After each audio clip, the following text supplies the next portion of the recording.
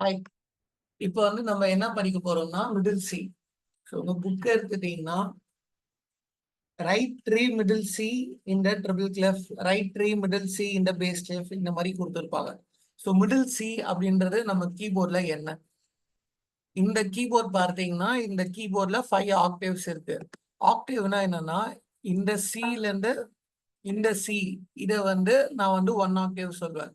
அதே மாதிரி இந்த சில இருந்து இந்த சி இன்னொரு ஆக்டேவ், செகண்ட் ஆக்டேவ். இந்த சில இருந்து இந்த சி தேர்ட் ஆக்டேவ்.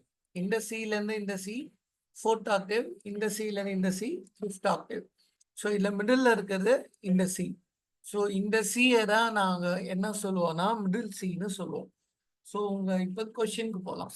ஸோ கொஸ்டின்ல first question write three middle C இந்த ட்ரிபிள் கிளஃபர்.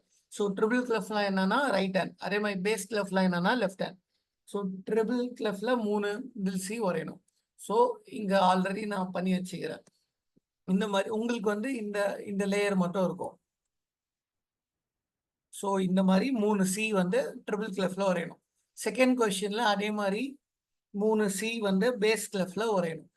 நெக்ஸ்ட் தேர்ட் கொஸ்டின்ல என்ன கொடுத்துருக்காங்கன்னா write in a treble or bass clef to make this notes middle C.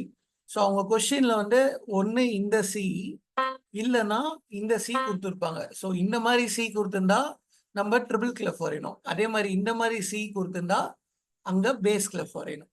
Thank you.